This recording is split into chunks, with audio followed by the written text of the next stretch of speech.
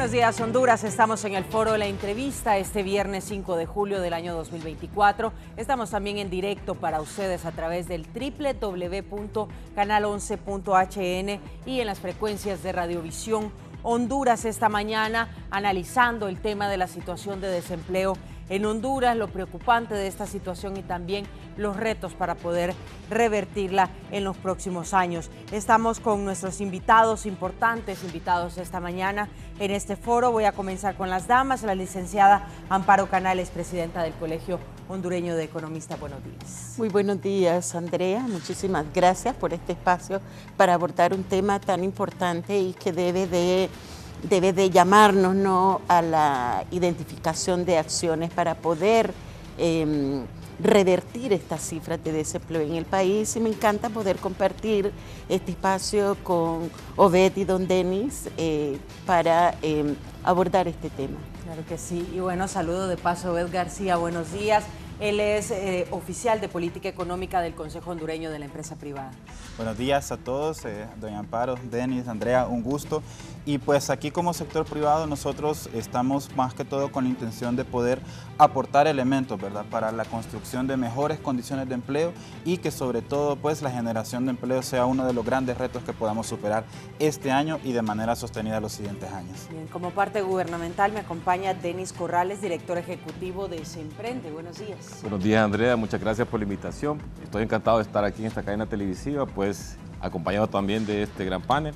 Nuestra intención es identificar pues cómo nuestra fuerza pública de alguna forma está impactando positivamente en el desarrollo de la MIPYME del país, puesto que somos el ente rector como SEMPRENDE y estamos aquí precisamente para compartir y aportar precisamente a la gran problemática que tiene este país.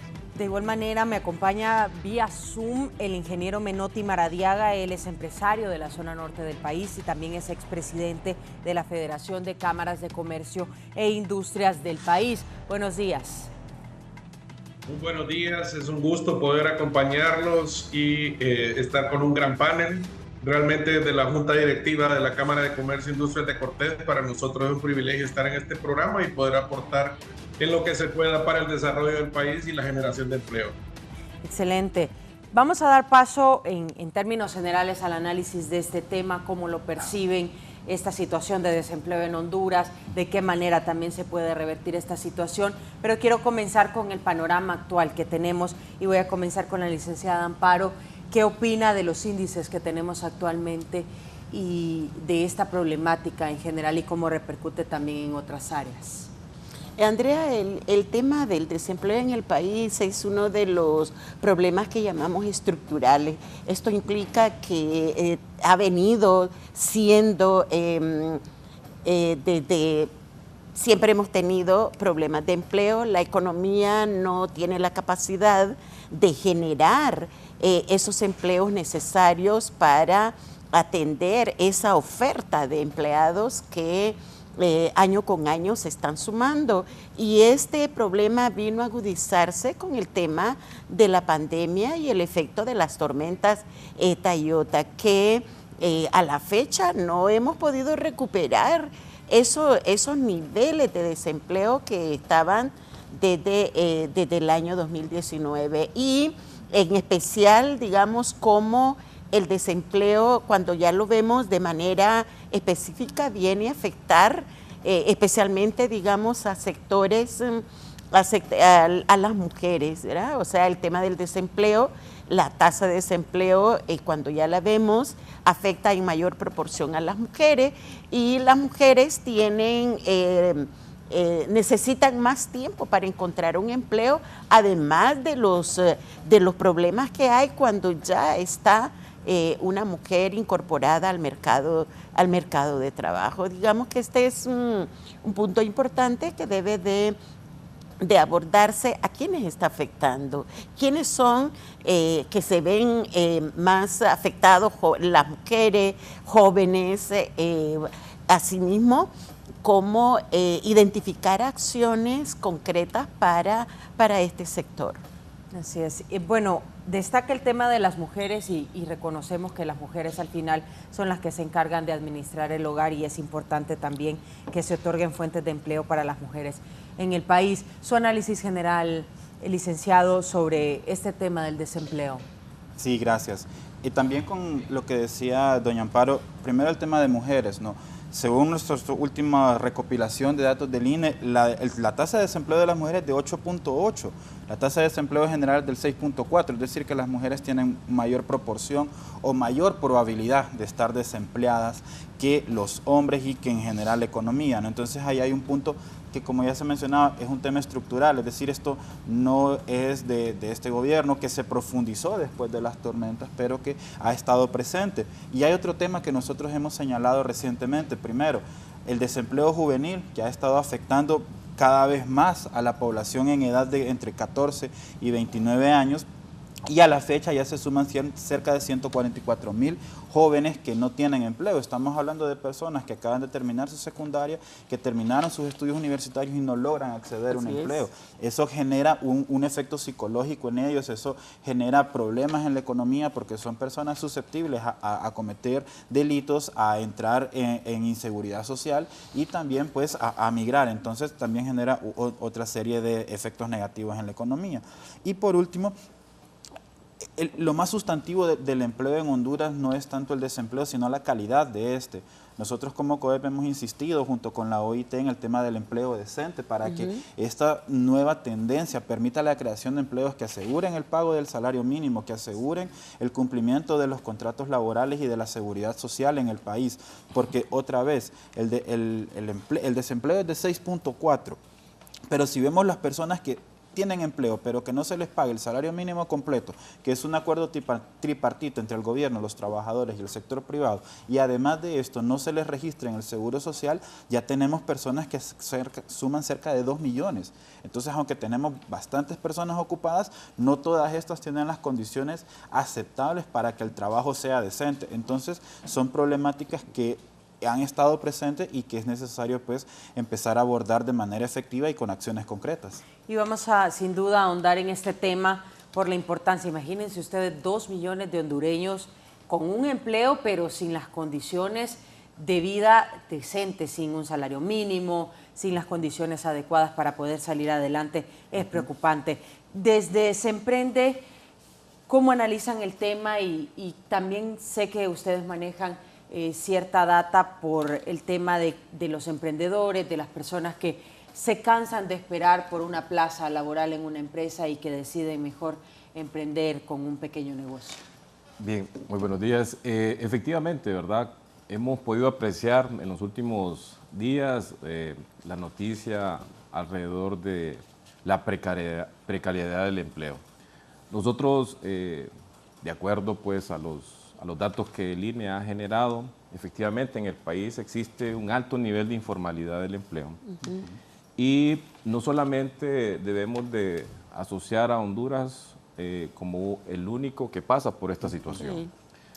A nivel de la región centroamericana, en el Sempromipe, que hoy pues la presidencia pro tempore la ostenta Honduras, efectivamente las características alrededor del parque empresarial son muy similares. En la base de la pirámide se encuentra precisamente el microempresario, ya que de acuerdo al censo poblacional que se encuentra en algunas latitudes, efectivamente 9 de cada 10 empresas que existen en el país están en esa base de la pirámide. No obstante, la principal característica que tienen es que se encuentran en el sector informal, lo cual no quiere decir que esto sea una situación que se vea como la crisis o el caos. ¿Por qué? Porque esa es una situación que ocurre incluso a nivel latinoamericano. Es un efecto o un problema estructural, como lo acaban de mencionar, y es importante replantearnos algunas acciones. Hemos podido heredar un modelo económico con ciertas características que creo yo que no solamente Honduras está insistiendo en revisarlo, ya que el neoliberalismo de alguna forma privilegia a ciertos sectores de la economía bajo un modelo que aparentemente puede generar riqueza para el resto de la población. No obstante, nuestro país es uno de los más vulnerables de todo el continente latinoamericano. Nosotros recibimos una nación donde 7 de cada 10 hondureños se encuentran en pobreza y 5 en extrema pobreza. Bajo esas condiciones es complejo administrar un país. No obstante, tenemos programas y proyectos y acciones en el plan de gobierno que están precisamente fomentando elementos esenciales para poder superar de alguna forma algunas brechas del pasivo social que hemos heredado. Desde el punto de vista de Semprende, nosotros hemos podido formalizar cerca de 13,000 empresas en esta administración, lo cual contribuye de alguna forma a paliar esta situación de informalidad que tiene pues el empleo del país. Interesante punto de vista. También, ingeniero Menotti Maradiaga, desde el norte del país, ¿cómo es el panorama? Reconocemos también que se ha cerrado algún tipo de empresa, se ha incrementado el desempleo por allá. ¿Cuál es su panorama desde este tema en específico? Licenciada Andrea, realmente como Cámara de Comercio siempre hemos estado preocupados por la generación de empleo y la generación de inversión. Al poder atraer inversión y reunir las condiciones para que empresarios nacionales y extranjeros puedan abrir más empresas, vamos a poder darle más oportunidad a los jóvenes y a los adultos de poder tener un trabajo digno. La informalidad ha crecido demasiado. Hemos visto muchos hondureños salir del país por no tener un empleo formal. Hemos visto cómo hemos perdido a los jóvenes que ya no quieren trabajar ni estudiar por las mismas remesas. Y sobre todo, no hemos podido recuperar esos empleos que se perdieron en la zona textil. Choloma todavía no ha podido recuperar esos más de 20,000 empleos que se perdieron. Los empleos que se perdieron también por eliminar el empleo por hora, que vino a traer ciertos problemas tanto como para las madres y para los jóvenes que tenían que estudiar y trabajar para poder seguir adelante. Seguimos con esos retos, seguimos trabajando.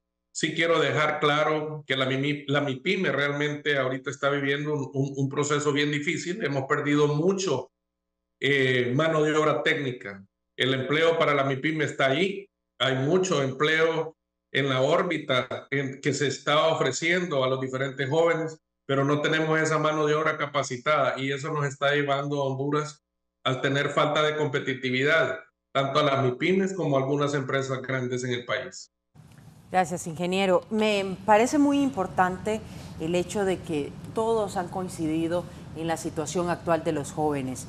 Según estas cifras del COEP, los jóvenes, hay 144,774 jóvenes en Honduras desocupados entre 15 y 29 años de edad, que es la etapa de la vida en donde son una fuerza laboral muy interesante. ¿Qué nos podría decir sobre esto, licenciada Canales, y cómo lo perciben también desde el Colegio de Economistas? Este es justamente uno de los aspectos críticos dentro del tema de los problemas de empleo, porque estamos perdiendo como país aprovechar lo que se le llama el bono demográfico, que implica preparar nuestra juventud, que es el futuro, ¿no?, de nuestro país. Sin embargo, esa cantidad de jóvenes que ni estudian ni trabajan y se vuelven también como focos de atención para el tema de la delincuencia. Y esto, cómo aunar esfuerzos en y tratar de abordar iniciativas especiales para este segmento de la población que está sin estudiar ni trabajar, y dentro de este sector también están las jóvenes, pero las jóvenes están en labores domésticas al interior de los hogares, y puede primar esa conducta, ¿no?, que si no estudia ni trabaja, pues dedíquese a las labores domésticas. Y en este punto debemos de enfocarnos y aprovechar la oportunidad que tenemos como país, porque es una oportunidad el que la mayor proporción de la población esté en jóvenes de 15 a 29 años. Entonces, ¿cómo se desarrollan acciones para poder atender y evitar, porque luego tenemos la otra cara de la moneda y todo, que es la delincuencia y todo el tema de maras y pandillas que se vuelven las y los jóvenes, ¿no?, un hospedero de recepción para este tipo de actividades ilícitas. Y esto es clave, abordarlo. Así es. Desde el COEP generan esta cifra y nos parece importante analizar ese informe que ustedes presentan de desempleo juvenil, personas entre 15 y 29 años que no tienen un empleo, tampoco estudian y son esos denominados ninis que ni estudian ni trabajan en Honduras. ¿Qué nos puede decir, licenciado García? Bueno, sí, aquí hay varios elementos que apuntar, ¿verdad? Y tal vez algo que no se ha mencionado mucho es el efecto psicológico que genera no tener la oportunidad de poder acceder a un empleo digno, porque es frustrante haberse preparado 12 años de escolaridad, 16, 18 años de escolaridad y encontrarse con esta barrera tan fuerte del desempleo o aún más el empleo precario o el empleo en condiciones informales. Entonces, por supuesto, son personas que eventualmente trasladan al tema que ni estudian ni trabajan. De momento en Honduras ya casi llega al 1 millón de ciudadanos que están en esta categoría, que estudian y trabajan. De estos hay un porcentaje que por supuesto se explica por temas como discapacidades, que cerca de 27,000 ninis, personas que no estudian ni trabajan, tienen problemas de discapacidad y por eso están en esta situación.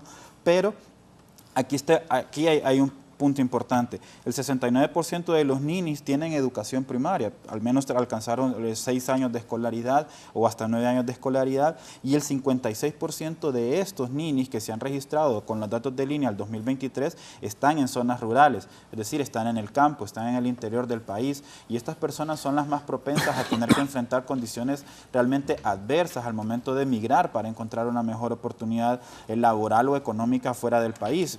También hay encuestas que así lo reflejan, que la mayor parte de los migrantes precisamente lo que buscan es una oportunidad laboral.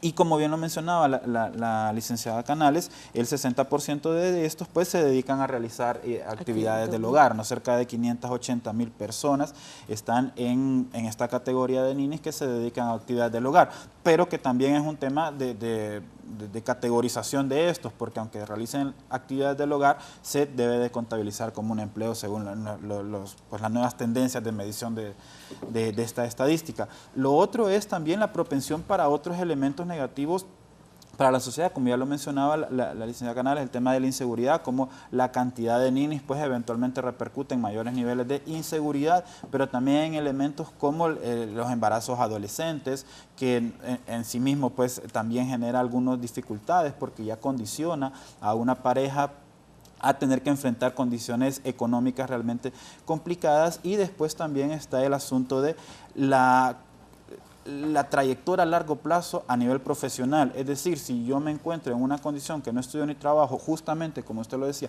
en la edad que tenemos mayor capacidad productiva, entre los 18 y los 29 años, que se supone ya terminamos nuestros estudios, que se supone tenemos fuerza física para realizar trabajo, pero no encontrarnos en esa oportunidad o no poder desarrollar esa carrera profesional a esa edad, ya genera pues alguna trayectoria negativa. Entonces ya es difícil que esas personas también puedan acceder a capacitaciones, puedan acceder a una formación profesional que les permita ir creciendo tanto a nivel profesional como económicamente, y por lo tanto entonces ya genera problemas a largo plazo. Entonces estas dinámicas son las que prácticamente nos han tenido en esta condición de subutilización de los recursos hondureños y también en condiciones de pobreza y en la precariedad de los ingresos que viven la mayor parte de los hogares, como ya lo mencionaba también el licenciado Denis.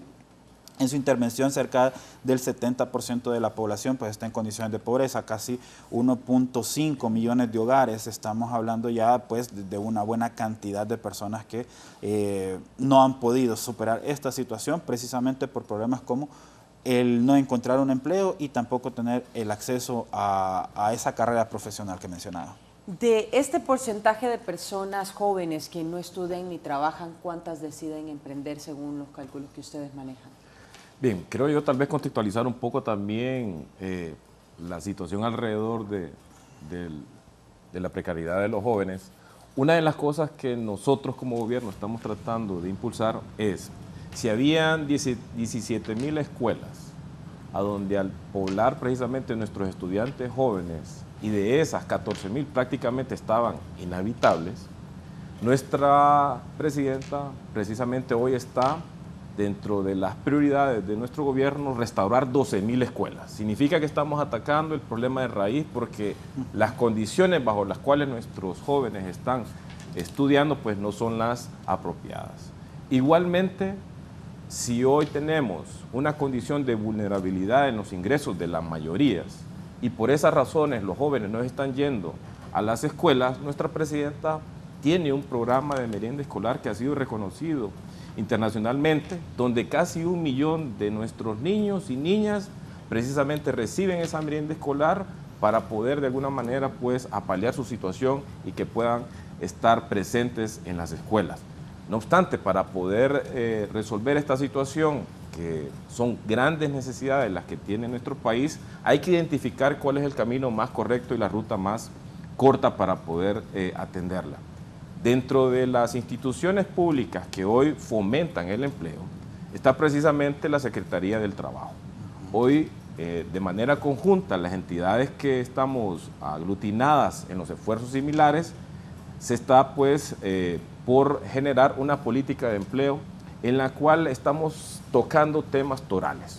Y uno de ellos precisamente es qué es lo que estamos generando como actividad económica el día de hoy. La principal actividad económica que Honduras tiene desde el punto de vista del PIB son los servicios de intermediación financiera. Casi el 24% aproximadamente de la riqueza del país se genera en ese sector. Sin embargo, ¿cuál es su participación en la generación de empleo? Menos del 1%. Otro de los sectores que también generan riqueza en el país son las telecomunicaciones, casi el 10% aproximadamente del PIB, pero la generación de empleo es apenas del 1%. Entonces, como país, ¿dónde estamos de alguna forma generando el empleo? Nuestra vocación es agrícola y forestal.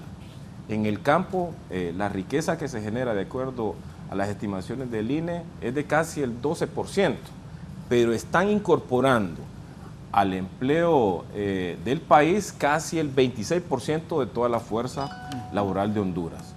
Y el otro sector, como de alguna manera se ha venido promoviendo, es el tema de manufactura, el sector maquila. 14% del Producto Interno Bruto y hoy generan pues casi el 20% también de la empleabilidad. Es decir, tenemos que identificar cuál es el sector económico que realmente le debe de apostar el país y en este caso particular las estadísticas nos lo están diciendo. Nosotros tenemos una vocación agrícola y forestal. Significa que, de acuerdo a la política pública que hoy se está promoviendo, el Banco de Desarrollo Agrícola, Banadesa, que estuvo a punto de cerrar en las administraciones anteriores, hoy la presidenta lo está rescatando y le está apostando precisamente a fomentar el crédito para el sector agrícola. La Secretaría de Agricultura encontró las estaciones de ciencia y tecnología, la dicta, prácticamente utilizadas como bodegas para el proselitismo. Sin embargo, hoy hay una política del sector agrícola determinada a través de los diferentes actores que hoy fomentan el sector agrario y la presidenta tiene un bono tecnológico para el sector productivo. ¿Para qué? Para que los insumos que son el apartado principal para cualquier productor pueda estar a la disposición y pueda generar precisamente actividad en el campo. En ese sentido, son elementos esenciales que también impactan positivamente en la generación de empleo. Y otro de los grandes aportes, el Banco de Desarrollo Banprovi, hoy es parte de la banca estatal y estamos promocionando dentro de Banprovi también un programa de crédito para la MIPYME. Significa que de algunas de las instancias públicas hoy, de forma directa, estamos intentando llegar a resolver ciertas calamidades que existen en el país alrededor de la MIPYME. Y nosotros como Semprende lo que hacemos son 4 cosas. Nosotros promovemos la formalización de las empresas. Antes en el país un trámite que duraba 2 años en Semprende para formalizar una empresa, hoy dura 20 días. Y eso lo hicimos a razón de que le preguntamos al sector privado, ¿cuáles son sus necesidades? Sus necesidades es reducir los trámites y los costos administrativos, y nos hemos empecinado precisamente en crear condiciones al interno de nuestra institución para que esa función pública sea lo más eficiente posible. Pero otro de los elementos que nos mencionaba el sector privado es que hay un nivel de escolaridad bajo en nuestra mano de obra. Pues entonces la presidenta ha priorizado el fortalecimiento del INFOP, en este caso particular, porque en el resto de las latitudes del mundo, la entidad como el caso del INFOP generan de alguna forma un círculo fundamental para el sector privado y en el caso de la generación de mano de obra calificada, técnica, para la industria. Y en este caso particular tenemos acciones que nuestra presidenta está priorizando con el INFOP. Pero también, en este caso particular, no tenemos una cultura de emprendedurismo que permita de alguna forma hacer sostenibles los pequeños negocios del país. Y en ese caso, Semprende tiene un programa de desarrollo integral para poder potenciar aspectos claves en la MIPYME que le permitan superar ese periodo del desierto que de alguna forma genera la muerte de muchos emprendedores, para que aquellos aspectos claves del gran corporativo replicarlos en los pequeños emprendedores del país. Pero esto no funciona sin recursos. Significa entonces que la inclusión financiera es fundamental. Los recursos para poder capitalizar un pequeño emprendedor es necesario. Semprende tiene un programa de capital en riesgo que está permitiendo llegar incluso a las 2007 aldeas que la presidenta ha priorizado que se encuentran en extrema pobreza. A esas aldeas, esas comunidades aglutinan cerca de 60,000 habitantes y ahí se está creando instrumentos sostenibles como las cajas rurales de ahorro y crédito y las empresas asociativas para que de manera colectiva, en economía social, realmente se pueda generar empleo en esas comunidades. Ingeniero Menotti Maradiaga, su opinión sobre estas medidas que está tomando el gobierno de la República respecto al desempleo y qué tan efectivas pueden ser para nuestra realidad nacional. Realmente, como se lo he explicado y se lo he dicho personalmente a don Denis, el secretario de Estado Denis, le he dicho que me parece muy bien todo lo que están haciendo. Honduras necesita ese tipo de iniciativas que se logren y que se concreten, porque van a beneficiar gente, pero tenemos muchos jóvenes, podemos verlos cuando hablen 20 plazas en una maquila y vemos más de 1,000 personas a 2,000 personas peleándose en los portones para poder conseguir un trabajo. Y nosotros tenemos que actuar, necesitamos medidas más drásticas, necesitamos que los diputados trabajen las leyes que tengan que trabajar para poder aperturar más inversión, poder volver más atractivo, cómo estas instituciones que maneja don Denis pueden llevar ese buen mensaje a los inversionistas nacionales y extranjeros y al pequeño empresario. La MIPYME es el que provoca la mayor cantidad de empleos a nivel nacional y debemos de fortalecerlo, debemos de tener ya la ley de MIPYME que va a venir a fortalecer a la MIPYME y va a poder generar más empleo.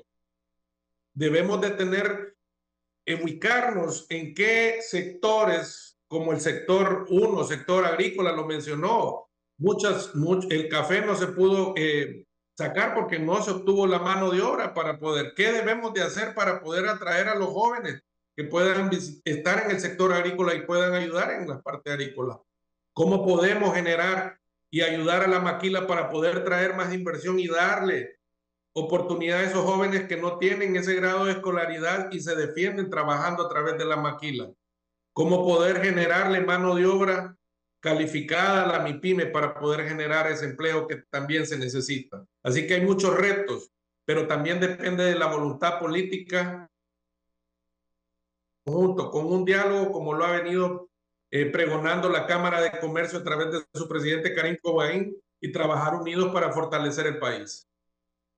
Importante aquí un punto que mencionan y que también lo han mencionado algunos de ustedes, el empleo en las zonas rurales. 59% de los jóvenes están ahí, no estudian ni trabajan. Las condiciones en las zonas rurales sabemos que son de mucha pobreza, no hay oportunidades para estudiar porque precisamente son muy pobres. Y entonces, ¿cuál es el panorama para estos jóvenes? ¿Por qué no se está sacando las cantidades de café que se sacaban antes, por ejemplo, o de otros cultivos que antes imperaban en estas zonas rurales de nuestro país? ¿Cuál es su análisis, licenciada? Además de las implicaciones que tiene, y como decía don Denis, la importancia de reactivar todo lo que es el sector agrícola, que es el potencial que tenemos, y potencial para generar empleo. Porque ¿qué está pasando? Todo esto, además, jóvenes, yo doy clases en la universidad y mis estudiantes lo que piensan no es terminar de graduarse e irse, les digo, pero ¿cómo no ven que hayan condiciones que les permitan quedarse? Y ese es un tema sumamente importante, y de ahí las estrategias que está impulsando, que mencionaba don Denis, cómo abordar, cómo aprovechar, cómo llegar hasta este sector a través de un elemento clave, que es el tema de la inclusión financiera. La inclusión financiera, una de las principales brechas aquí en el país, es el tema de acceso al crédito. Y voy a referirme a especialmente el tema de las mujeres y el tema de las mujeres jóvenes y de los jóvenes, porque para tener acceso a un crédito debe de tener garantías sólidas que le permitan respaldar ese financiamiento. Y la inclusión financiera se trata de diseñar productos y servicios tomando en cuenta esas demandas y necesidades, en este caso para las mujeres y los jóvenes, no los productos tradicionales que ya ofrece la banca, sino que productos considerando la situación en el que están los jóvenes. El tema, las mujeres, de acuerdo al reporte de la Comisión Nacional de Banca y Seguro, hay una brecha sustancial, y estamos hablando de financiamiento a través de la banca formal, bancos, cooperativas, instituciones financieras que brindan ese servicio. De ahí la importancia de lo que mencionaba don Denis, el diseño de programas a través de la banca estatal para apoyar este sector. La MIPYME tiene una fuerza poderosa,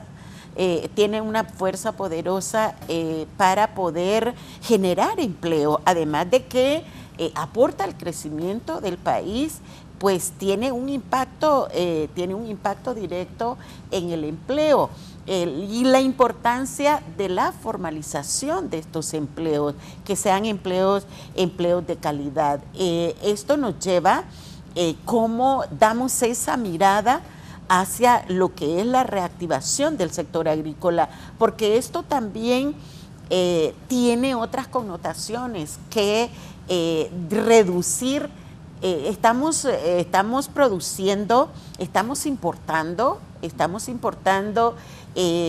productos que perfectamente se pueden producir en el país. Vamos a la feria y usted encuentra banano guatemalteco, cebollas guatemaltecas, hierbas que utilizamos para preparar nuestros alimentos, importadas de Costa Rica, importadas de Guatemala. Entonces esto también hace presión en la demanda de divisas. Entonces esto requiere una mirada integral, y es importante el esfuerzo que desde Semprende se está realizando para, en primero, dijo un aspecto muy importante, y es la formalización.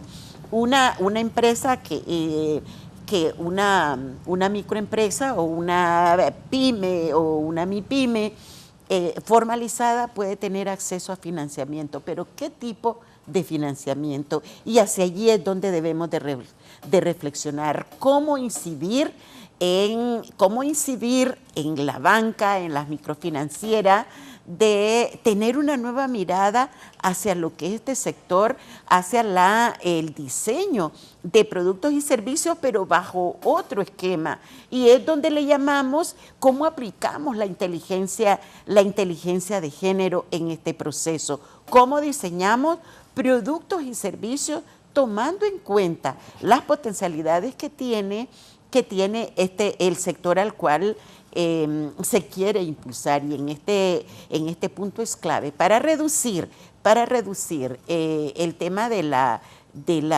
precariedad que hay, el tema del acceso y, lo más importante, contribuir al desarrollo, al crecimiento y desarrollo que necesitamos en el país, que necesitamos cuidar lo que ya hemos previsto, pero necesitamos generar mucho más de lo que está previsto para poder generar estas condiciones en el tema del empleo y en mejora de la calidad de vida de la población. Es muy importante esta etapa de la historia en la que estamos, en donde demográficamente hablando, nuestra población es joven en su mayoría. ¿Qué darían esos países de Europa por tener una fuerza laboral como la que tenemos nosotros en este momento de la historia y que tristemente se está desaprovechando o se está exportando a esos países que sí la aprovechan? Es muy triste conocer esta realidad, pero también tenemos que actuar. Yo creo que al final pues no se trata tanto de debatir de que si los empresarios en contra del gobierno o si el gobierno en contra de los empresarios, sino que al final se logren esos consensos en beneficio de la gente que al final es la más afectada en esta etapa de nuestra historia. Mencionan esas medidas que podrían ser más drásticas, nos dice el ingeniero Menotti Maradiaga. ¿Qué opinan desde el COEP? Sí, gracias. Bueno, primeramente, hacer énfasis en lo que usted mencionaba, ¿verdad? Primero, hay que recordar, por ejemplo, el tema del salario mínimo, que es un acuerdo tripartito entre el gobierno, trabajadores y el sector privado. Es decir, entonces hay una sinergia que se puede seguir utilizando para promover este tipo de elementos y estas condiciones que mejoren al país y, por supuesto, a las oportunidades. El COEP ha hecho, digamos, ha dado un paso adelante y ha tomado la iniciativa presentando nuestro pacto por el empleo en el mes de agosto del año pasado, y es algo pues que ya mencionaba don Denis, donde se han ido trabajando algunas líneas como el financiamiento a las MIPYMES y la simplificación de algunos trámites. Ahora, respecto de las acciones, hay que recordar que la economía es un sistema, es como un organismo vivo, entonces hay que trabajarlo de manera que se realicen acciones conjuntas y acciones coordinadas con otros elementos. Por ejemplo, con el tema de los valles productivos, ¿por qué no se desarrolla el capital que se invierte en las zonas cafetaleras, en las zonas cacaoteras de Colón y de Atlántida? Porque el acceso a esas tierras es complicado, porque las carreteras que hay ahí son de tierra o tienen un deterioro bastante significativo. Entonces se necesita que haya inversión pública en carreteras, no solamente en el mantenimiento de estas, sino en la creación de nuevas carreteras que reduzcan costos de traslados de mercancías, que reduzcan el costo del mantenimiento de los vehículos. Ese costo que se ahorra por un lado se puede utilizar para aumentar la productividad por otro lado y por lo tanto generar algo que se llama pues economías de escala, en donde cada vez que los costos bajan pues permite que la productividad aumente y permite la ampliación de las actividades productivas. Eso es un elemento que se puede tener en cuenta para empezar a invertir en estos valles productivos sin necesariamente intervenir o generar algunos elementos como lo que tanto se ha mencionado, el tema de los incentivos fiscales, que nosotros no, hago la aclaración, no es que no nos oponemos a su revisión ni a su racionalización, pero sí creemos que es un instrumento todavía necesario para atraer capitales y también promover el desarrollo de capitales internos. Es decir, que un hondureño también sea inversionista que cree empleo para otro hondureño, no que se pongan de acuerdo para salir del país en una caravana migrante. Eso es importante. Después, otro elemento fundamental y tiene que ver con las barreras de entrada para la formalización. Una de ellas es, sin lugar a dudas, lo que mencionaba don Denis, pero que se ha trabajado, la simplificación de trámites administrativos, pero está también los registros en el Seguro Social y en el RAP. en donde el COEP ha insistido pues en una condonación de aquellos empresarios que se quieren formalizar, pero que se les exige el pago de sus aportaciones en los años en los que no estuvieron formalizados, se condone o de alguna manera se genere algún plan de pagos para que esa carga que se represente, el pago del seguro social y que es un derecho laboral que se debe respetar, se pueda cumplir sin afectar la capacidad de seguir generando riqueza del empresario, ¿no? También es importante tener en cuenta que, como les digo, la economía es un sistema que debe funcionar de manera armónica. Entonces no se puede pretender corregir un problema generando otros dos. Así debería de tenerse en cuenta. Y después, con el tema del acceso a los valles productivos, se necesitan sistemas de riego.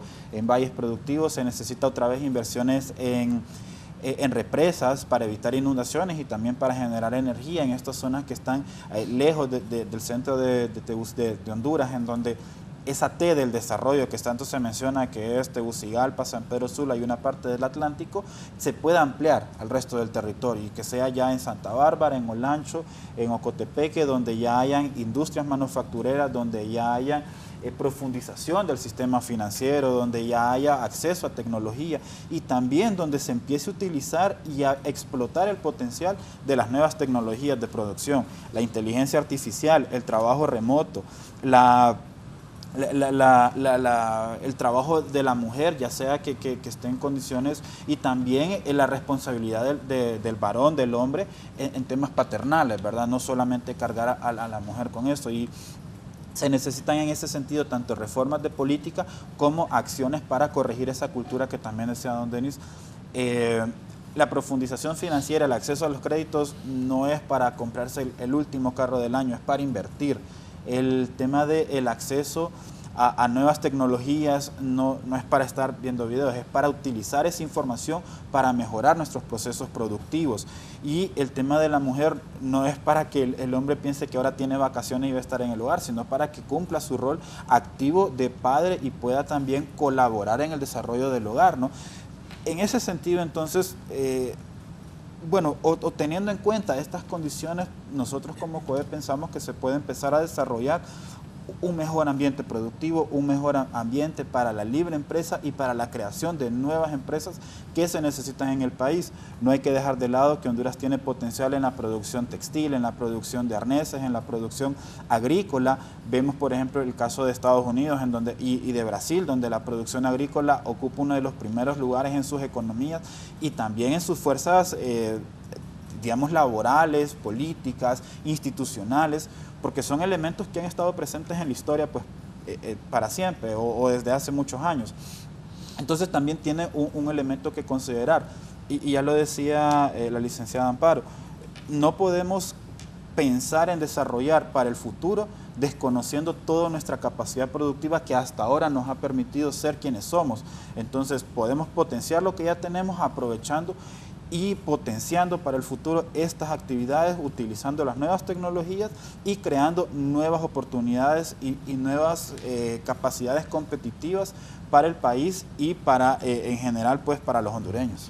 Todas estas medidas que plantean a través de este foro nuestros panelistas son importantes de aplicar, pero también reconocemos la necesidad de la educación para poder aplicarlas. Nos mencionaba el licenciado Denis sobre la inclusión financiera en aldeas para 60,000 habitantes a través del gobierno de la República. ¿De qué manera van a educar a estas personas para un buen uso de estos recursos que están siendo disponibles para ellos a través de estas pequeñas y medianas empresas que son las principales generadoras de empleo?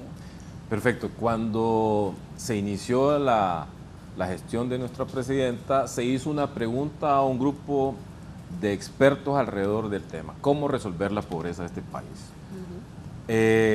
Bajo ese parámetro de referencia se estableció un programa presidencial denominado Red Solidaria. Ese programa tiene 6 ejes.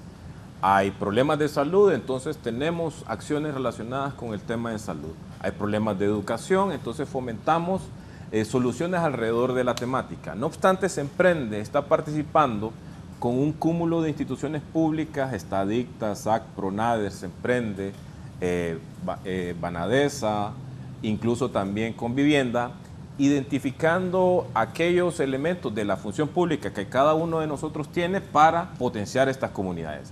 En esas comunidades el nivel de escolaridad es cercano al 3er grado. Significa que hay desafíos enormes para poder superar esos umbrales de pobreza. No obstante, estamos desafiando cualquier escenario adverso alrededor del tema. Y hoy, el 2º año de nuestro gobierno, hay cerca de 1.700 comunidades que hoy ya tienen un financiamiento, están administrando esos recursos y están prestando dinero a sus afiliados. Igualmente hemos sido capaces de poder fomentar una metodología de aceleramiento del conocimiento para que la Caja Rural y la empresa colectiva que se haya creado, pues sus socios, sus afiliados puedan generar capacidades y habilidades para poder entender el modelo de negocio.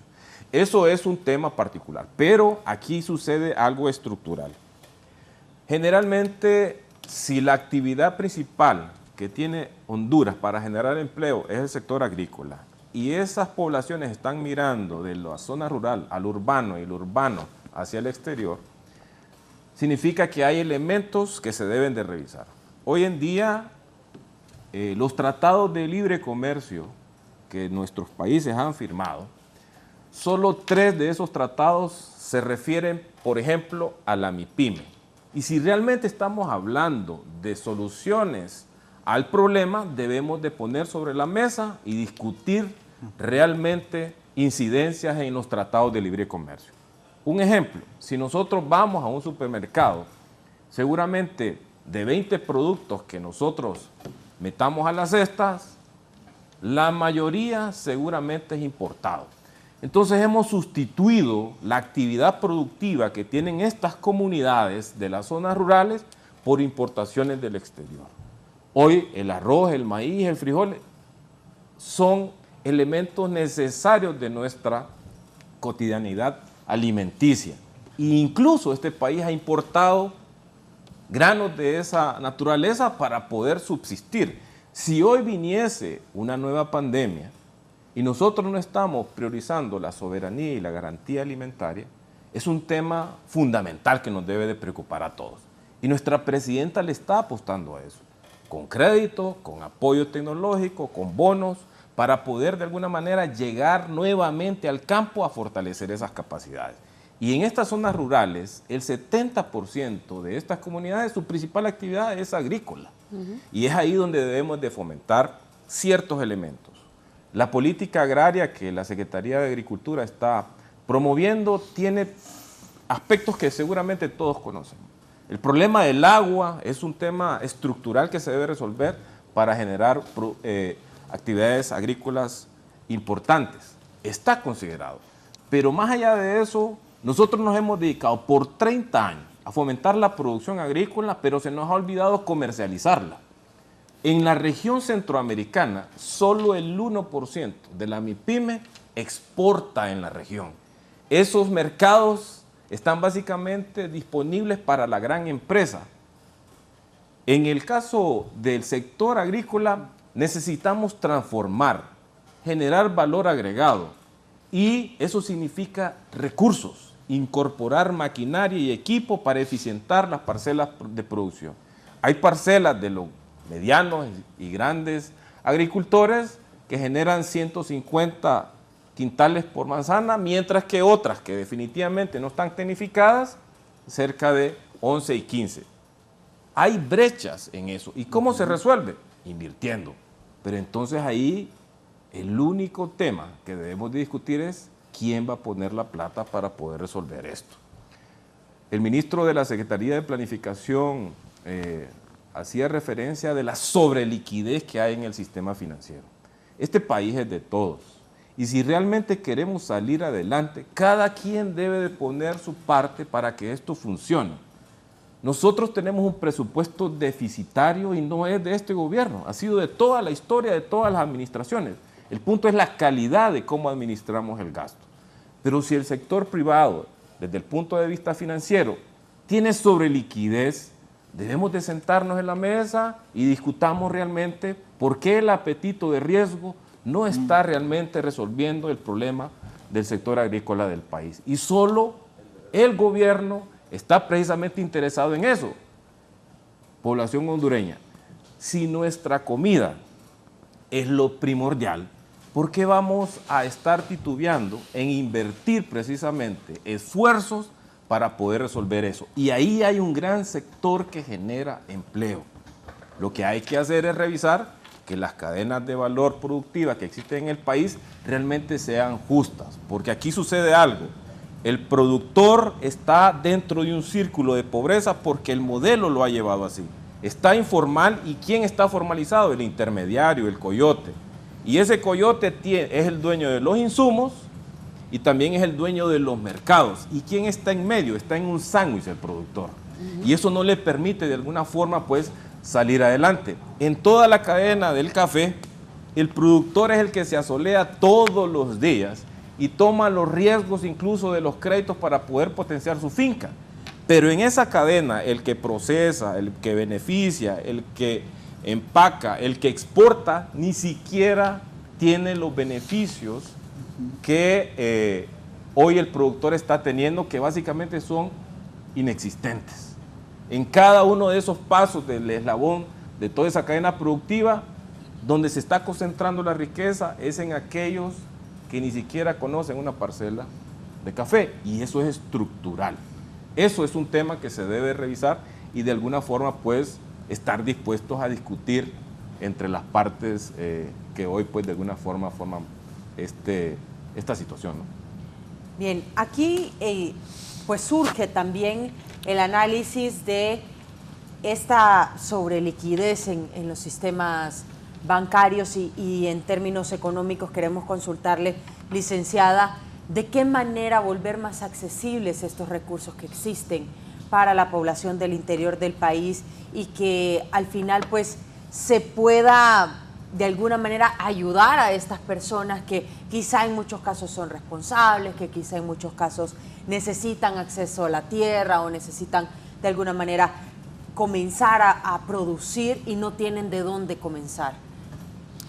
Es importante para esto, para poder reactivar o impulsar, aprovechar el potencial que tenemos como país, como bien dice donde ni se necesita recursos. Y aquí quiero llamar la atención en una oportunidad que, por ejemplo, el tema de las cajas rurales.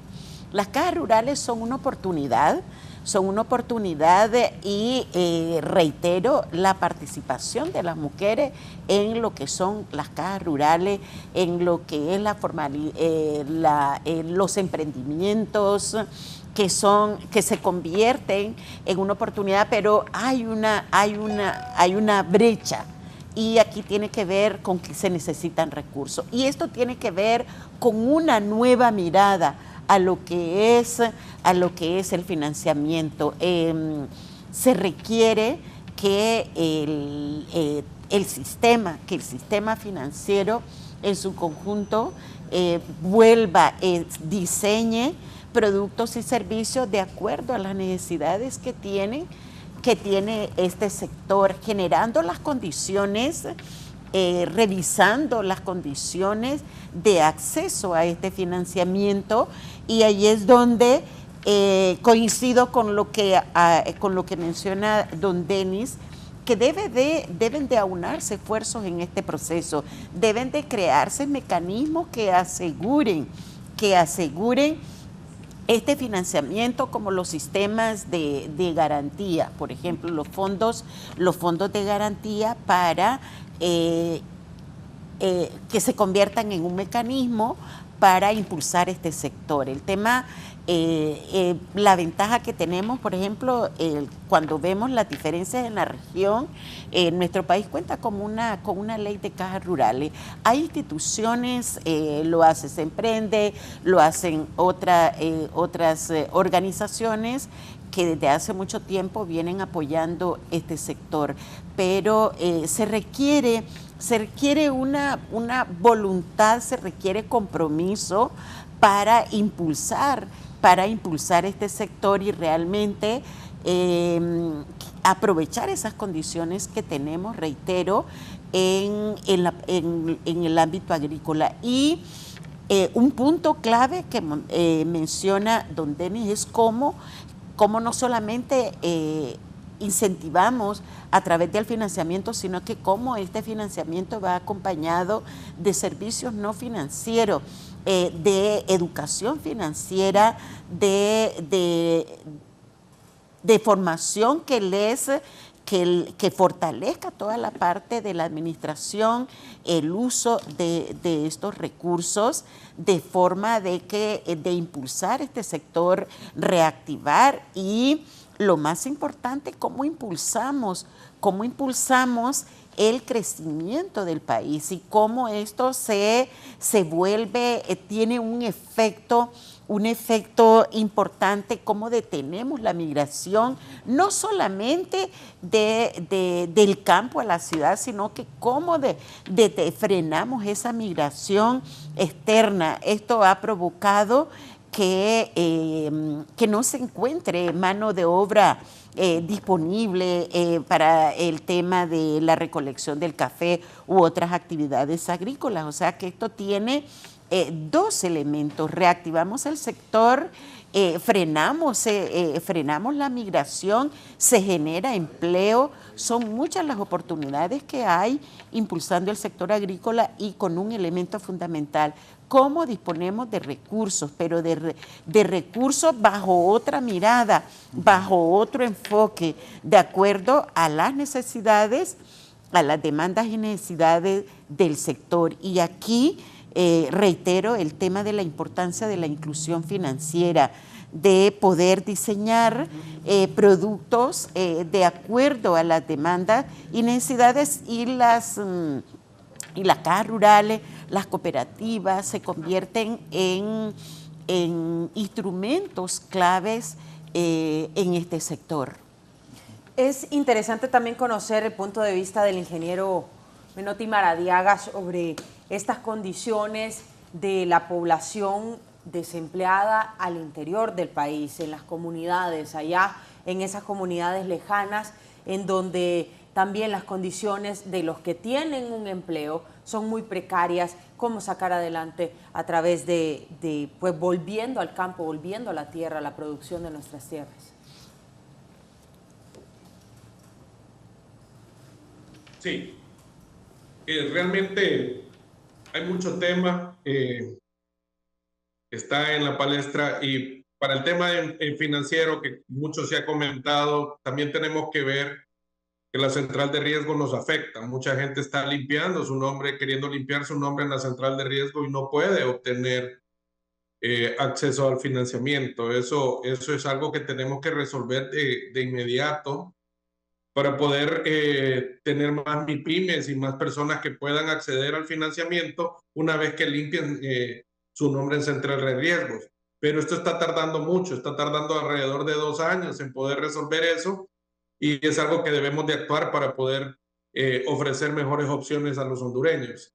También poder llevar la mano de obra al campo, y sobre todo poder apoyar al microempresario que puede emprender.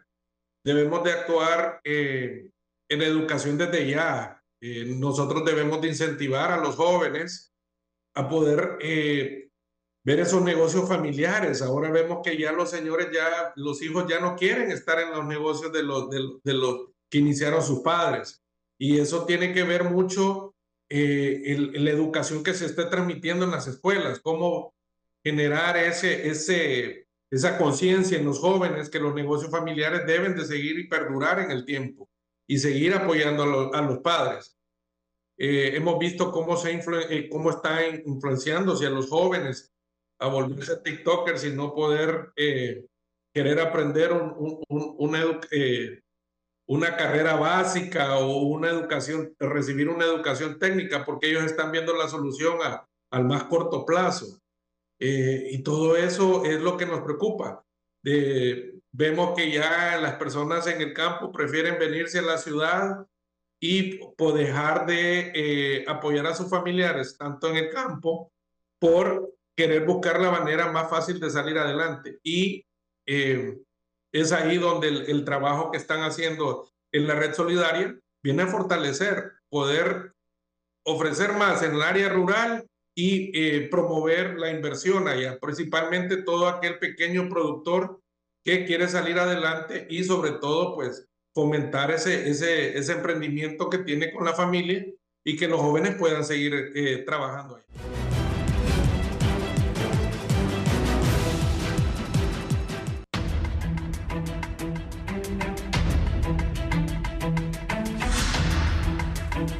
Continuamos con más del Foro La Entrevista, esta mañana de viernes, analizando el tema del desempleo y cómo son las pequeñas y medianas empresas las que sostienen las fuentes de empleo actualmente en nuestro país. Voy a comenzar con el análisis de los sectores de oportunidad y cómo impulsarlos en el país desde el Consejo Hondureño de la Empresa Privada. ¿Cuál es el panorama que tienen? Sí, gracias. Aquí podemos mencionar, empezando dos cosas con el tema financiero. Nosotros tenemos instrumentos de política financiera, digamos, bancarios y no bancarios. Los bancarios, pues ya los hemos abordado, el tema de fondos de garantía recíproca, los subsidios a la tasa de interés que ha estado utilizando a través de fondos Banprovi, que permiten pues que el acceso al crédito sea un elemento pues disponible en la economía. Pero después tenemos el tema no bancario, y aquí es donde podemos empezar a generar elementos de política pública para que, por ejemplo, reduciendo los índices de adecuación de capital, los bancos pues estén más dispuestos a arriesgar más capital invirtiendo o prestando a los sectores agrícolas, que son los que, como ya hemos mencionado, reciben muy poco crédito. Cuando uno ve el dato del préstamo por destino, la mayor parte es a comercio y a consumo y a vivienda. Entonces podemos empezar a generar ese tipo de incentivos a través de una política que viene desde el tema de regulación bancaria. Después tenemos otro elemento no bancario, la generación de inteligencia financiera. ¿A qué me refiero con esto? A través del Banco Central o de un esfuerzo conjunto entre el Banco Central, la Secretaría de Finanzas, el Servicio de Administración de Rentas, hacer una especie de estudio de rentabilidad sobre capital de los sectores productivos en el país. Por ejemplo, aquí sabemos el del sector financiero que ronda un 14%, es decir, cada lempira que se invierte en el sector financiero, en temas de capital, genera un 14% de rentabilidad. Hacer lo mismo para el resto de sectores para que entonces tanto los inversionistas como los bancos y los hondureños también tengamos un panorama de dónde podemos realizar inversiones y tener un panorama más claro. Al final del día también todos necesitamos certidumbre para realizar inversiones, y si nosotros generamos esa inteligencia, esas estadísticas que le den tanto a los inversionistas como a los bancos, el panorama ya les da certidumbre de quién más o menos en qué negocios se están metiendo. Y un tercer elemento es la situación de los seguros. Los seguros agrícolas, Guatemala es un mercado que los ha desarrollado bastante bien. Hay seguros por nivel de precipitación, por ejemplo. Entonces, según la cantidad de lluvia, se asegura la tierra y se pagan. Y también el mecanismo de pago de los seguros o de cumplimiento del seguro, ¿no? Se pueden empezar a implementar en Honduras. Hace más o menos un año y medio estuvimos en discusiones con los guatemaltecos. Recuerdo que estaba Banadesa también en esa reunión discutiendo el tema de los seguros agrícolas para generar también esa confianza adicional que se necesita. Como ya lo decía, la confianza en economía es un factor importante. Entonces, si yo le traslado confianza al banco, al inversionista, al hondureño, a quien sea, de que en el sector cafetalero hay estabilidad, hay conciencia de cuánto es la rentabilidad del sector, hay certidumbre en temas de la rentabilidad, en temas del seguro, ya hay una mayor propensión a que pues le pongamos dinero al sector, que eso es lo que necesitamos. Y después insistir otra vez con el tema de los costos. ¿Cómo podemos hacer entonces que los costos de producir café, de producir cacao, de producir piña, aceite de palma, puedan bajar? Con inversiones en energía, ya se han tratado el tema, con inversiones en carreteras, con más mano de obra capacitada. Aquí tal vez quiero mencionar algo que conversaba con un empresario hace algunas semanas, y él me decía, yo no encuentro soldadores, yo no encuentro carpinteros, y los que encuentro, cuando se dan cuenta de que una de las plantas está alrededor de Chamelecón, dice, no decido ir. Rechazan la oferta de trabajo. Entonces también pasa por todo o de manera transversal el tema de la seguridad. Si para que yo salga de mi casa y llegue a mi trabajo me enfrento a un clima de inseguridad, también no voy a estar dispuesto a trabajar, y lo mismo para el empresario, ¿no? Entonces, y por supuesto, eventualmente pues termino migrando, o ya sea, como lo decíamos, a nivel interno, el desplazamiento forzado a nivel interno, pues, o a nivel del país, que también es una condición que se da. También hay, como le decía, el incentivo no bancario, la seguridad para que tanto los empresarios como los trabajadores pues se sientan precisamente seguros, tranquilos y con certidumbre de en qué se están metiendo.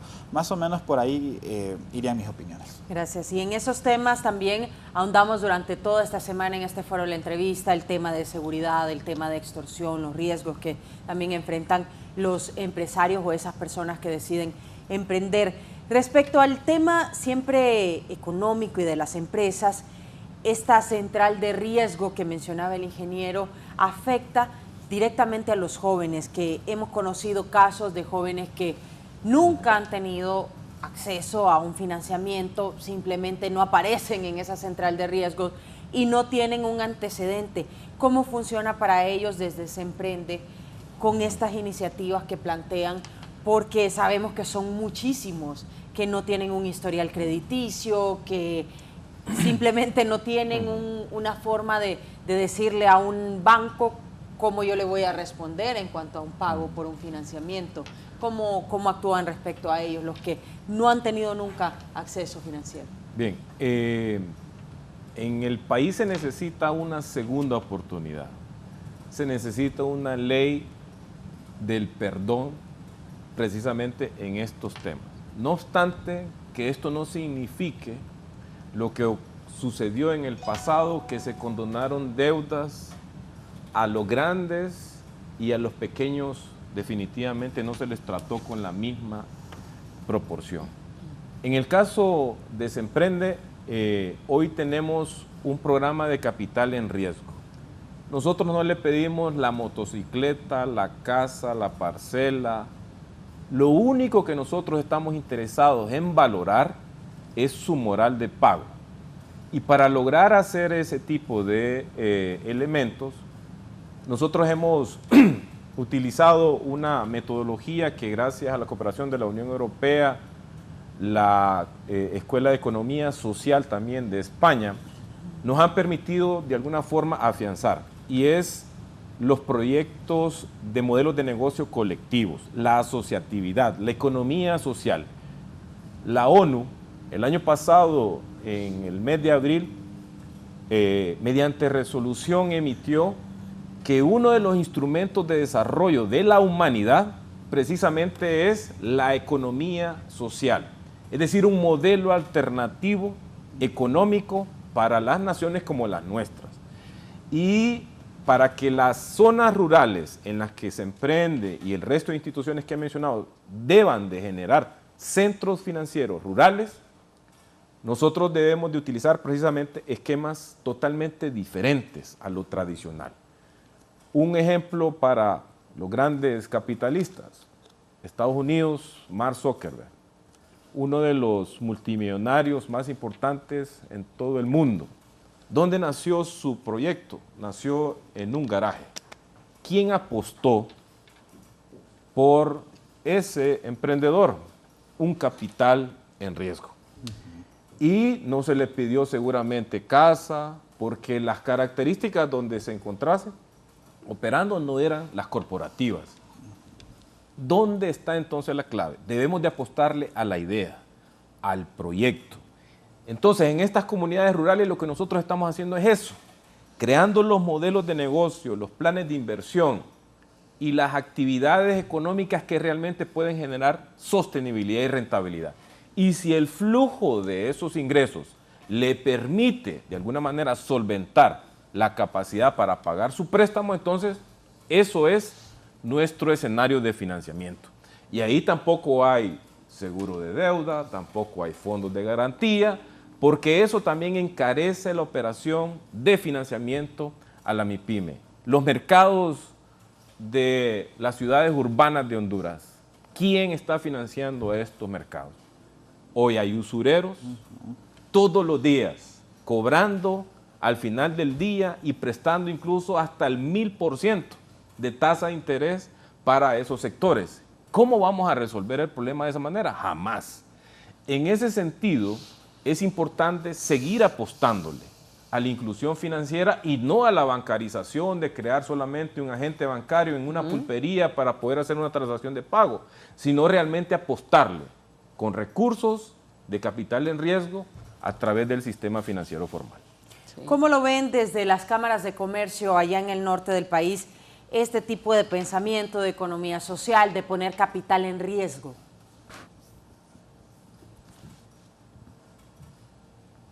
Micros y pequeños empresarios que tienen necesidad de poder obtener financiamiento de una manera segura y accesible, ya que a través de la banca pues ha sido un poco un tema que no lo ven como bancables. De hecho, yo le he transmitido ese reto al secretario Denis de que podamos llevar todos esos proyectos de áreas rurales a las grandes ciudades, de Tegucigalpa y San Pedro Sula, Ceiba, Choloma. Tienen muchísimos micros y pequeños empresarios, emprendedores que necesitan este tipo de apoyo. Tenemos zapateros, tenemos costureras, tenemos talleres mecánicos que necesitan este tipo de apoyo para poder invertir y a veces para poder tener materia prima y equipo para poder salir adelante. Realmente Honduras necesita un esfuerzo de todos y de muchas instituciones como la que él lidera. Y este proyecto que está haciendo en el área rural deben de traerlo ya a las ciudades. Así podemos generar mucho más empleo, fortaleciendo a los micros y pequeños empresarios. Vamos a generar mucho más empleo de lo que pueden generar muchas otras áreas. Acuérdense que somos el motor de un país, principalmente aquí en el Valle de Sula, que generamos la mayor cantidad del Producto Interno Bruto. Y eso lo hace la micro, pequeña y mediana empresa. Así que deberíamos de fortalecer más este tipo de proyectos, pero traerlos a las grandes ciudades. Bien, muy interesante. Licenciada, el riesgo que se aplica al otorgar este tipo de capitales sabemos que también es inminente y que por esa razón quizá se limitan estas organizaciones de otorgar este tipo de financiamiento a los pequeños empresarios, pero al final son los que están generando empleo.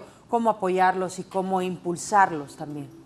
Esta es una oportunidad. En el país las estadísticas de personas que tienen, de personas, en este caso mujeres adultas, que cuentan con un depósito, una cuenta de ahorro o dinero electrónico en las instituciones financieras. En el caso nuestro es el 15% de las mujeres. En Guatemala es el 32% y en El Salvador el 23%. Cuando vemos por el lado de para los hombres, aquí es el 26%, entonces ahí vemos una brecha importante de 11%, el 38% en Guatemala y el 41% de El Salvador. ¿Dónde vemos la oportunidad? Cuando ya vemos quiénes han obtenido financiamiento a través de una institución financiera. Aquí en el país apenas es el 9% de las mujeres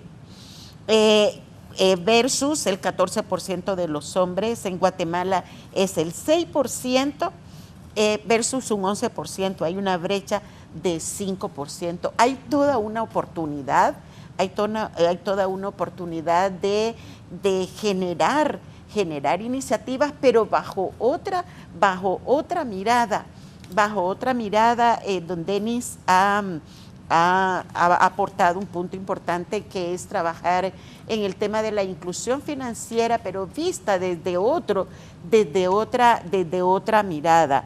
Las mujeres, hay evidencia que las mujeres somos más responsables en el tema del manejo de nuestros recursos, pero no solamente eso, hay un gran potencial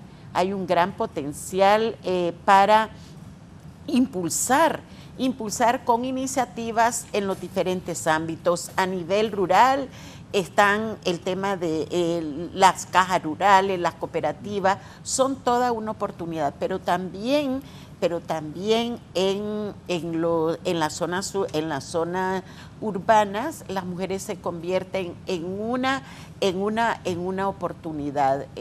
Además, las mujeres somos mayoría aquí en el país y son toda una ventana de oportunidades que se puede contribuir a emprendimientos, a generar, a impulsar iniciativas que puedan reducir estos niveles de desempleo, pero también el tema de la precariedad. El tema de la informalidad. Es necesario aunar esfuerzos. Como decía don Denis, difícilmente con las iniciativas que se están impulsando desde el Estado va a poder reducirse estas brechas, se van a poder generar las condiciones. Se necesita que la banca tenga una nueva mirada e impulse el tema de la inclusión financiera. Ya hay iniciativas en el país que están desarrollando los bancos, que están desarrollando las cooperativas, pero como esto tiene mayor cobertura, tiene mayor impacto y de esa manera contribuir a aprovechar una oportunidad que se da a través de la asignación de recursos, pero bajo otra mirada, porque el tema de la habilitación financiera, el tema de poder poner a disposición recursos bajo otro esquema se convierte en un elemento clave aquí en el país. ¿Cómo reducimos esas brechas? ¿Cómo contribuimos a mejorar esos niveles de desempleo que hay en el país? Pero lo más importante, ¿cómo contribuimos al crecimiento económico a través de el aprovechamiento a través de lo que es la habilitación financiera en nuestro país? ¿Qué opina, licenciado Obed, de este tema de la central de riesgos, de la falta de acceso financiero de las personas, de acceso a créditos para poder impulsar sus pequeños negocios e incluso créditos personales que tampoco se otorgan fácilmente? Sí, de acuerdo. Aquí quizás lo primero en lo que hay que pensar es en la bancarización de las personas que han estado excluidas del sistema financiero, precisamente por, como lo decían, por temas de edad, por temas de que nunca ha sacado un préstamo, por temas de que se está constituyendo recientemente y una empresa recién constituida no tiene todos los requisitos que requiere el banco para accederle a un préstamo. Entonces también, como le digo, cómo estos instrumentos no bancarios pueden permitir que los bancos estén más dispuestos y más abiertos o sean más susceptibles a recibir este tipo de clientes. Ya lo decía el licenciado Denis, asumir el riesgo, es decir, que los bancos estén dispuestos a asumir este riesgo que representa pues un nuevo inversionista, un nuevo emprendedor, porque difícilmente vamos a lograr atraer grandes capitales con las condiciones que tenemos ahora, y esos son cambios de largo plazo, cambios que requieren reformas profundas. Por ejemplo, en El Salvador ya sabemos todo lo que ha pasado. Guatemala y Costa Rica le han estado apostando mucho a la tecnología y a la educación, y eso ya les está generando alguna rentabilidad, pero eso viene desde hace 10 años, ¿no? El Salvador tiene 3, 4 años también en esa rutina. Nosotros apenas estamos tomando conciencia de qué podemos empezar a hacer. Entonces le podemos empezar a apostar a ese pequeño emprendedor que recién está pues con una idea, ya sea en algo complejo que requiera mucho nivel de tecnología o en algo más simple como la producción agrícola, y simple en el sentido de los procesos productivos que requiere. Y el otro elemento en el que nosotros hemos pensado en el Consejo Hondureño de la Empresa Privada es en la bancarización de las remesas. La mayor parte de este recurso se utiliza para el consumo de los hondureños que lo reciben. Menos del 10% se queda en el banco, se queda como inversiones o se utiliza para adquirir un activo productivo. Entonces, aquí también otra vez el tema cultural, el tema de la educación, cómo hacer conciencia de que quien recibe la remesa no es un ingreso estable que va a recibir para siempre, pues eventualmente también puede depender mucho de las políticas de los países extranjeros como Estados Unidos, de la política de empleo, y eso puede hacer que baje. Pero si $1 que se recibe en remesas es $1 que se utiliza para comprar un terreno, para limpiar el terreno, para comprar un tractor, diferentes elementos que generan una rentabilidad productiva, ya genera pues riqueza en el país y no es una riqueza inestable. hoy por hoy las remesas siguen siendo una riqueza inestable para Honduras y también es una riqueza lamentable porque es el producto de la expulsión que en algún momento les tocó a nuestros compañeros y pues a nuestros ciudadanos hondureños, ¿no? Entonces también podemos empezar a generar un beneficio a través de este dinero que son cerca de 9.000 millones de dólares los que se reciben. Estamos hablando casi del 27% del Producto Interno Bruto, casi el 100% de los salarios que se pagan también, y que, dicho sea de paso, y no es una tesis equivocada, que las remesas también alimentan que exista el desempleo, porque una persona que recibe una remesa también puede ser una persona que incurra en una cultura de no querer trabajar ni estudiar porque está recibiendo $50 más o menos a la semana o al mes y eso ya le resuelve. Entonces también pueden ser un incentivo negativo para la desocupación y el desaliento laboral. Ahí podemos otra vez con políticas y con acciones concretas desde la Secretaría de Educación, desde Semprende, de la Secretaría del Trabajo, COEP, que es una institución sumamente abierta al diálogo, abierta a trabajar en aquellos elementos que promuevan la creación de empleo y la generación de nuevas empresas. Por supuesto que estamos con la mejor disposición de poderlo hacer, ¿no?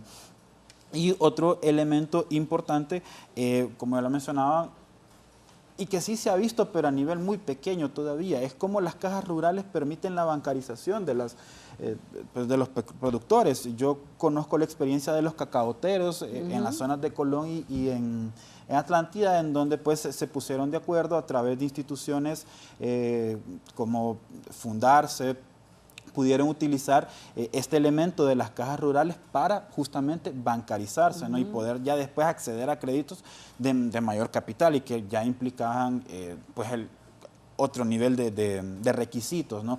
Pero empezaron con algo pequeño, con una caja rural que es algo que cualquiera podría decir no representa un gran cambio, pero sí es una puerta de entrada. Y con esto cierro, es cómo entonces bajamos las barreras de entrada a los mercados productivos del país. Sí.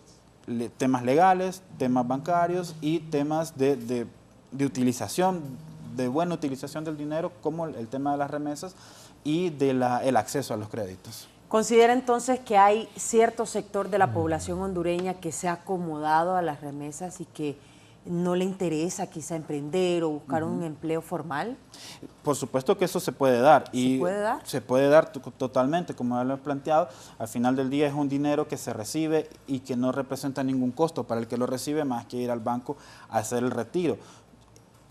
Aquí también la tarea sería el Instituto Nacional de Estadísticas y del Banco Central de ver en qué medida esto incide en la población y en la decisión de tomar un trabajo, pero hay que recordar que la mayor parte de las personas que reciben remesas son o las mamás del migrante o los hijos. Y los hijos son en edad preescolar o en edad escolar, y por lo tanto entonces también van generando ese desincentivo. Y en cuanto a las madres, y estos son datos de la encuesta de remesantes del Banco Central, también pueden eventualmente pues, decidir no dejar de trabajar, quiero decir, también porque el migrante le dice, no, deje de trabajar, yo le voy a mandar la remesa. Son cosas que se dan. Todavía es muy cualitativo, todavía es muy, ¿cómo le digo?, de indicios que hay en la economía. Es necesario pues otra vez la tarea al Banco Central y al Instituto de Estadísticas poderlo medir para saber más o menos en qué proporción incide las remesas en la desocupación.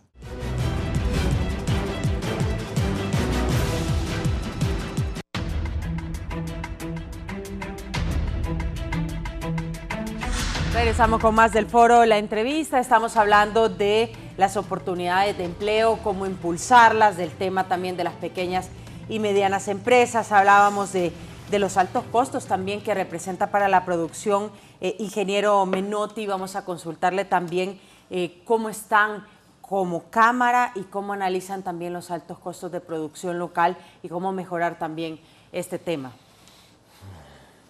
Pues realmente hemos sido resilientes, principalmente en este sector. Después de los eventos ETA y OTA, muchas de las micro y pequeñas empresas tuvieron que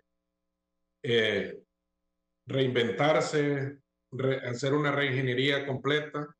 Todavía no recuperamos muchas de las micros y pequeñas empresas que se perdieron en esos eventos, y algunas pues que tuvieron que cerrar por los diferentes motivos que tuvieron. realmente vamos trabajando duro, hemos tenido muchos retos. La falta de la obtención de dólares ha afectado mucho, principalmente para la micro pequeña empresa, para poder obtener sus inventarios, ya que no se cuenta con una cuenta en dólares que se pueda proveer de dólares inmediatamente. Eso afectó mucho a inicio de año. Ahorita se está viviendo una crisis en el tema de mano de obra técnica. Muchas empresas, como bien mencionaban, por falta de soldadores, de mecánicos, algo que causa gracia, pero es una triste realidad. Ya no podemos encontrar ni ayudantes de albañil, que no requieren ningún grado de escolaridad. Eso es preocupante. Nos hemos vuelto exportadores natos de hondureños. Obviamente, las mejoras que obtienen tanto en España como en Estados Unidos, de acuerdo a los salarios, pues indica mucho. También te indica mucho la seguridad que se vive en el país, el acceso a tener un empleo formal. Eso afecta mucho. Yo he podido tener conversaciones en la Feria del Empleo.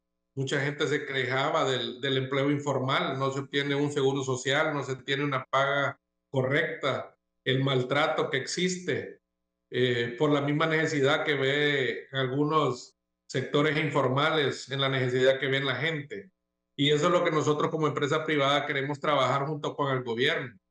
En ningún momento queremos estar en conflicto, sino que queremos ver el bien del país y el bien de los hondureños.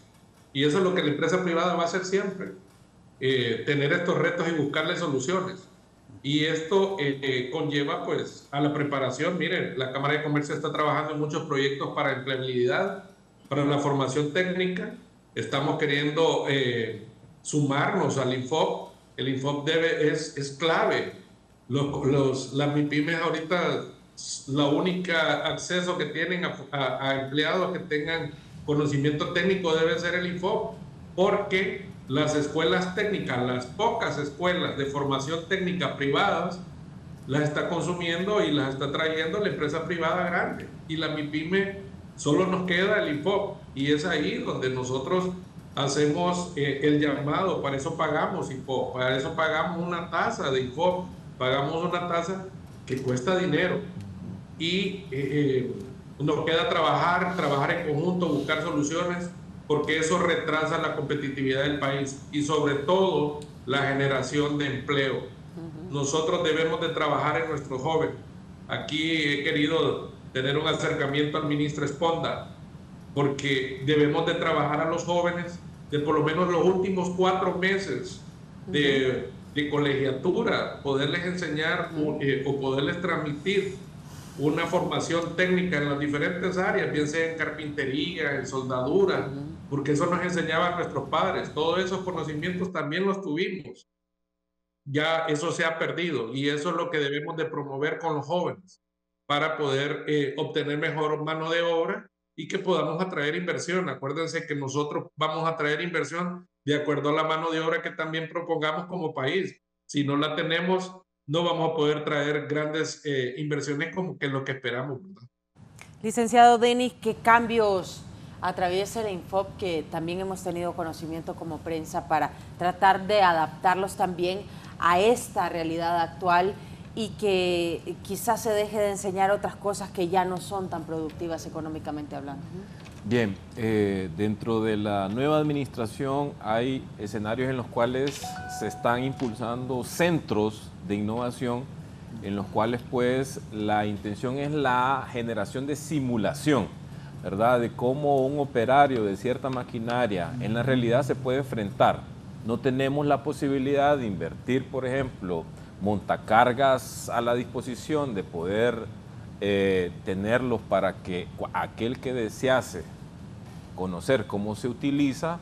Entonces se ha creado pues un programa en el cual se permitiese a través de la tecnología tener esos laboratorios a la disposición del equipo técnico que pudiese estar formando parte de estos cursos en el INFOP y poder promover, ¿verdad?, mano de obra a la industria con ciertas características de mayor calidad.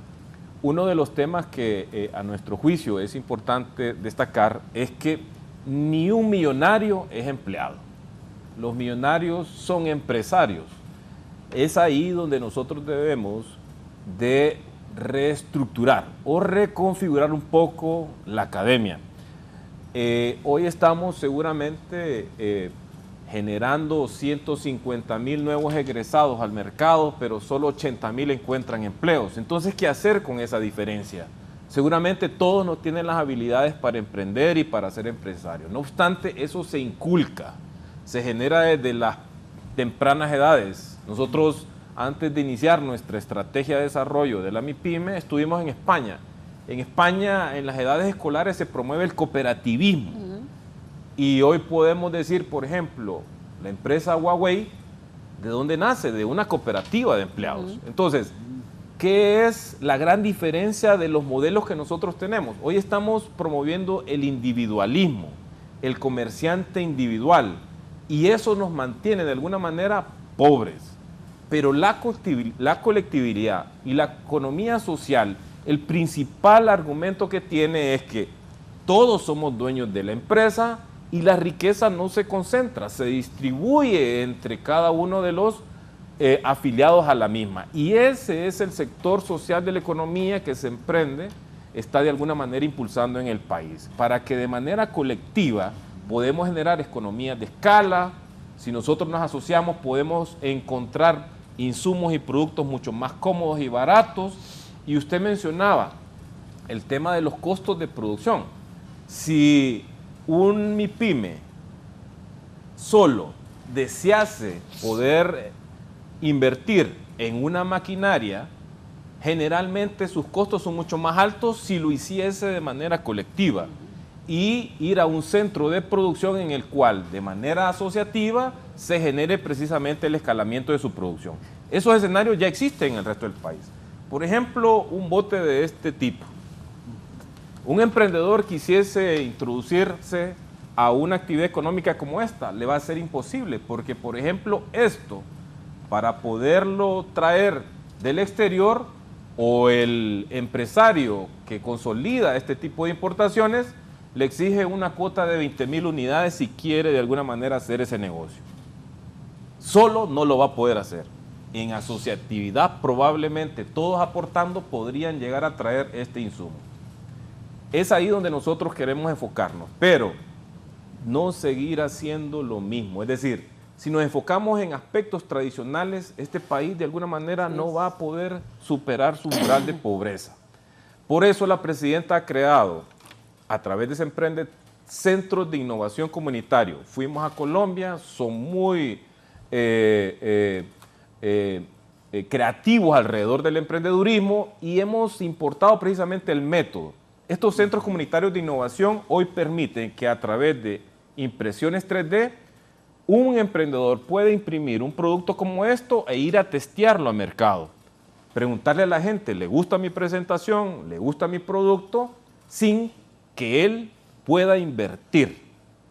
Al final también tenemos realidad virtual, porque hemos podido apreciar que en el 2027, en todo el planeta Tierra, más del 40% de los empleos seguramente van a tener que ser revisados.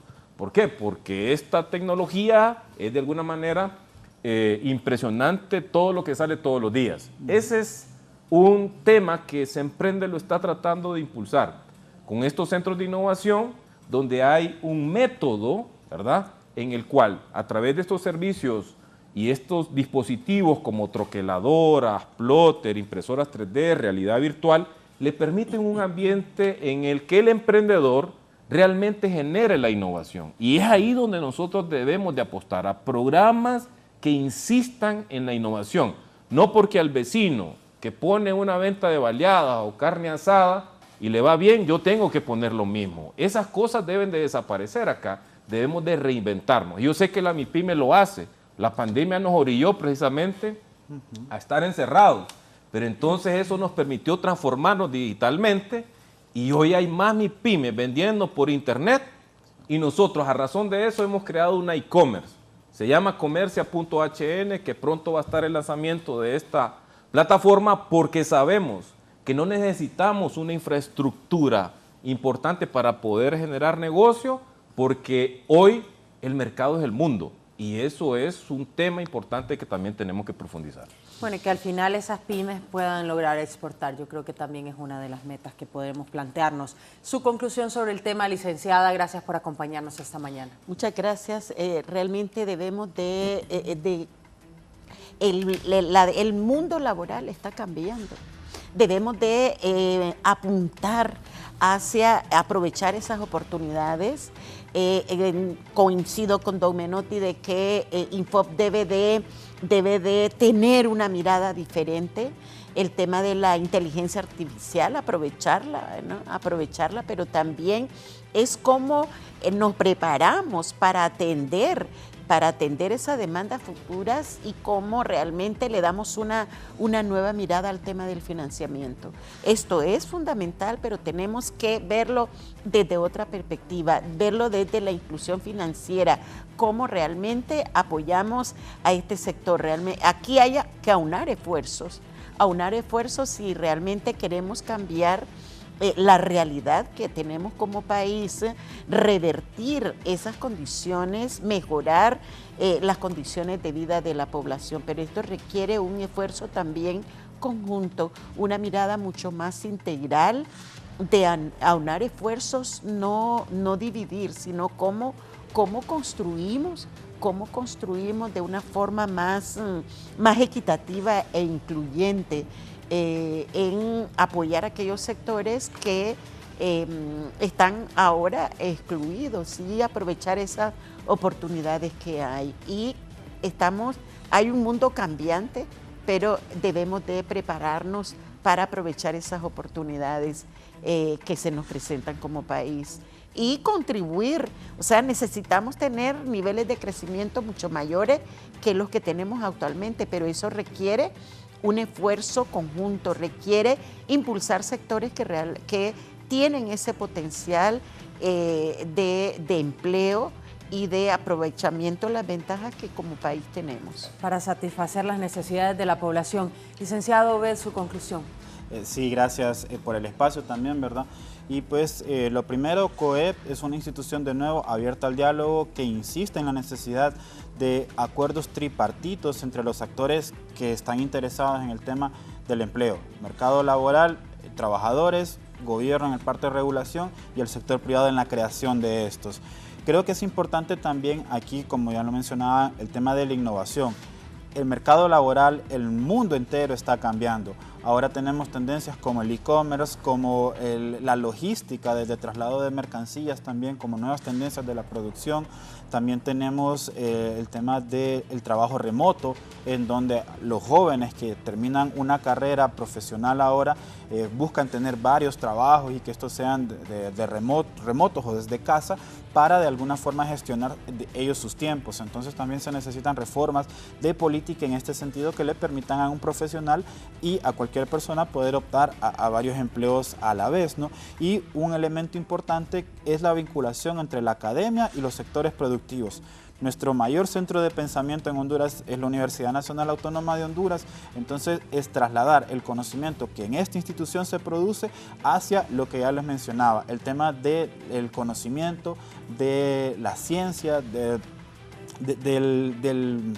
la inteligencia en los sectores productivos, en la rentabilidad de la economía y también en las formas de generar productos financieros y también de propuestas de nuevos emprendimientos. Con estos elementos entonces nosotros como COEP apostamos también al Pacto por el Empleo para generar mejores condiciones de vida y, como ya lo hemos mencionado también, empleos decentes, empleos que cumplan con las regulaciones, que cumplan con el salario mínimo, que es un acuerdo tripartito, y también con los derechos laborales que le corresponden a los empleados y que fomenten la formalización de las empresas. Sin duda alguna, la población hondureña se merece trabajos dignos, trabajos con las condiciones necesarias para tener una vida digna.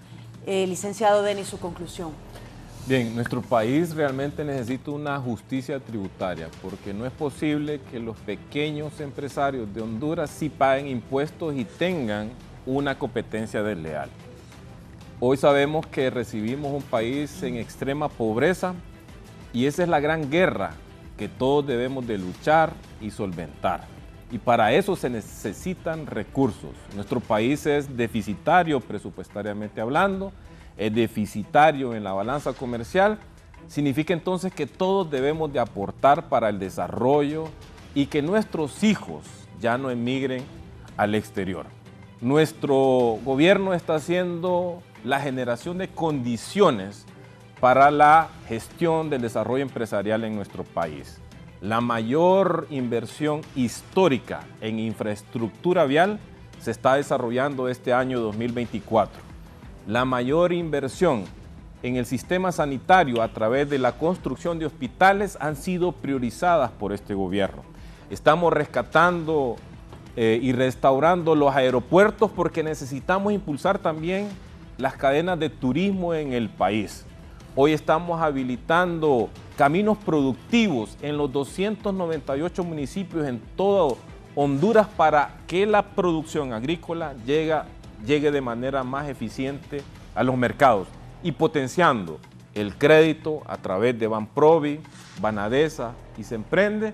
Entonces, debemos todos, de alguna manera, ponernos de acuerdo sobre este futuro prometedor que hoy está iniciando después de una narcodictadura impuesta en este país, donde su principal administrador hoy fue juzgado en Estados Unidos.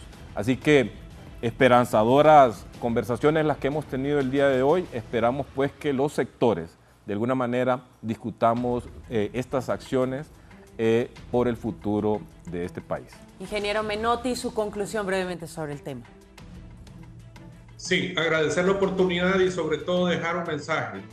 Trabajando juntos, los diferentes sectores vamos a sacar a Honduras adelante.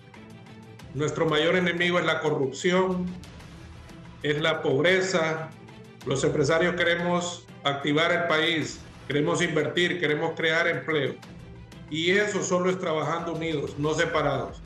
El mejor mensaje es buscar las mejores opciones que vengan a traer la inversión y a provocar una masiva empleomanía en este país, que es lo que más necesitamos para que los hondureños puedan tener una esperanza, un arraigo y sobre todo dejar aquí sus cimientos, que es lo que más necesitamos.